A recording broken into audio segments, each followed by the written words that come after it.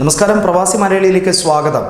ഇന്ത്യയിൽ കഴിഞ്ഞ ദിവസത്തോടുകൂടി ഗതിവിഗതി തന്നെ മാറി മറിഞ്ഞിരിക്കുന്നു. അതായത് നിലവിലെ സാഹചര്യങ്ങൾ വലിയ ബുദ്ധിമുട്ടിലേക്ക് തന്നെയാണ് ഇന്ത്യയിൽ പോകുന്നത്.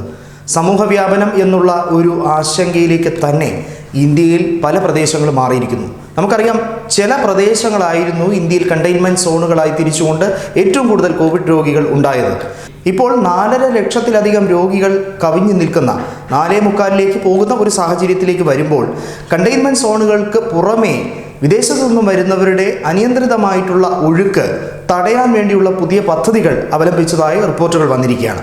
കഴിഞ്ഞ 24 മണിക്കൂറിനിടയിൽ 16,922 പുതിയ കോവിഡ് കേസുകൾ വരുമ്പോൾ കേന്ദ്ര സർക്കാർ വന്ദേ ഭാരത് ദൗത്യം ഉൾപ്പെടെയുള്ള കാര്യത്തിന് നിലവിൽ പുതിയ അയവുകൾ വരുത്താൻ ശ്രമിക്കുമ്പോൾ ആ കാര്യങ്ങളിൽ തന്നെയാണ് ഇപ്പോൾ മാറ്റങ്ങൾ വീണ്ടും കൊണ്ടുവരാൻ ശ്രമിക്കുന്നത്. അതായത് 418 മരണമാണ് കഴിഞ്ഞ ദിവസം റിപ്പോർട്ട് ചെയ്തിരുന്നത്.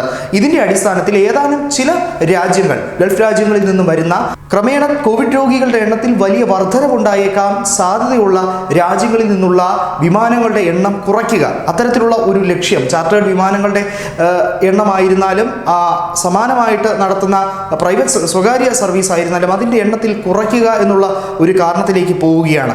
അങ്ങനെയെങ്കിൽ ഒറ്റ ദിവസം കൊണ്ട് ഇന്ത്യയുടെ ഗതി മാറുമ്പോൾ പ്രവാസികൾക്ക് വലിയ ആശങ്ക ഉണ്ടാകും. പ്രത്യേകിച്ചും ഈ വിഷയത്തിൽ ഇന്ത്യയുടെ വിദേശകാര്യ വകുപ്പും അതോടൊപ്പം വ്യോമയാന വകുപ്പും പ്രവാസികളുടെ ലക്ഷ്യത്തിനു വേണ്ടി അവരെ കൂട്ടമായി ഇന്ത്യയിലേക്ക് തിരികെ കൊണ്ടുവരാനുള്ള ലക്ഷ്യത്തിനായി പ്രവർത്തിക്കുമ്പോൾ അതാത് സംസ്ഥാന സർക്കാർ കടുത്ത നിയന്ത്രണങ്ങൾ ഏർപ്പെടുത്തും എന്നുള്ള ഒരു സൂചന കൂടി വ്യക്തമാകാണ്. പ്രത്യേകിച്ചും ചെന്നൈയിലേക്കൊക്കെ വരുന്ന ആളുകൾ, മഹാരാഷ്ട്രയിലേക്ക് വരുന്ന ആളുകൾ, മറ്റു സംസ്ഥാനങ്ങളിലേക്ക് വരുന്ന ആളുകൾ ക്രമേണ കോവിഡ് രോഗികളുടെ എണ്ണത്തിൽ ഇന്ത്യയിൽ വലിയ വർധനവ് വന്നിരിക്കുന്നു.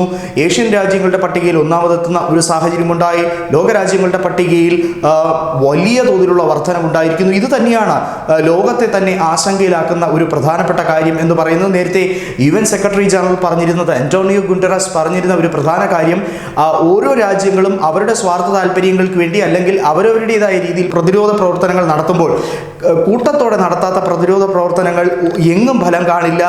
പരസ്പരം മനസ്സിലാക്കാതെ പോരടിച്ചുകൊണ്ടുള്ള പ്രവർത്തനങ്ങൾ എങ്ങും ഫലവത്താകില്ല. അതുകൊണ്ട് തന്നെ വന്ദേ ഭാരത് ദൗത്യത്തിൽ ഇപ്പോൾ വലിയ തോതിലുള്ള ഒരു ആശങ്കയിലേക്ക് കാര്യങ്ങൾ എത്തുകയാണ്. പ്രവാസികളെ കൊണ്ടുവരുന്ന കാര്യത്തിലും ചെറിയ തോതിലുള്ള ആശങ്കകൾ ഉണ്ടായിരിക്കുന്നു. ഇത് കോവിഡ് രോഗികളുടെ വർധന വരുമ്പോൾ ഏറ്റവും കൂടുതൽ പ്രവാസികൾക്ക്, പ്രത്യേകിച്ചും ഗൾഫ് മേഖലയിലുള്ളവർക്ക് വലിയ ആശങ്കയാണ്. സൗദിയിൽ നിന്നും ഒമാനിൽ നിന്നും ഒക്കെ വരുന്ന ആളുകൾ, അവരുടെ കാര്യത്തിൽ ആശങ്കയാണ്. മസ്കറ്റിൽ നിന്നും വരുന്ന ആളുകളുടെ കാര്യത്തിലും വലിയ തോതിലുള്ള ആശങ്ക ഉണ്ടാകുന്നു. ഇത്തരം സ്ഥലങ്ങളിൽ നിന്നും വരുന്ന ആളുകൾ വന്ദേ ഭാരത് ദൗത്യത്തിൻ്റെ ഭാഗമായി അത്തരത്തിലുള്ള വിമാനങ്ങളിൽ, എയർ ഇന്ത്യ വിമാനങ്ങളിൽ തിരികെ എത്തുന്ന കാര്യവും അതിൻ്റെ ഫ്ലൈറ്റുകളുടെ എണ്ണം വെട്ടിക്കുറച്ചേക്കാവുന്ന കാര്യങ്ങളെപ്പറ്റിയും ഇപ്പോൾ ഒരു ഭയം ഉയർന്നിരിക്കുന്നു. എന്നാൽ ഈ കാര്യങ്ങൾ ഔദ്യോഗികമായി കേന്ദ്ര സർക്കാർ ഇതുവരെയും സ്ഥിരീകരിച്ചിട്ടില്ല.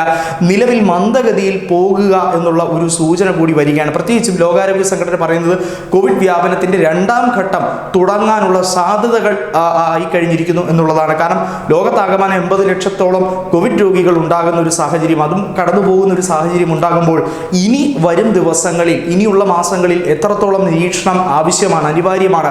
അതാത് രാജ്യങ്ങളിൽ നിന്നും പുറകോട്ട് പോകാൻ, മറ്റ് രാജ്യങ്ങളിലേക്ക് പോകാനോ സന്ദർശനം നടത്താനോ ഉള്ള അനുമതിയില്ല. നിലവിൽ ഇന്ത്യയിലേക്ക് കൂടുതൽ ആളുകളെ, പ്രത്യേകിച്ചും ദശലക്ഷക്കണക്കിന് ആളുകളെ വീണ്ടും തിരികെ കൊണ്ടെത്തിക്കേണ്ട ഒരു സാഹചര്യത്തിലേക്ക് വരുമ്പോഴാണ് ഈ വിഷയത്തിൽ വീണ്ടും പ്രവാസികൾക്ക് ആശങ്കയുണ്ടാകുന്നത്.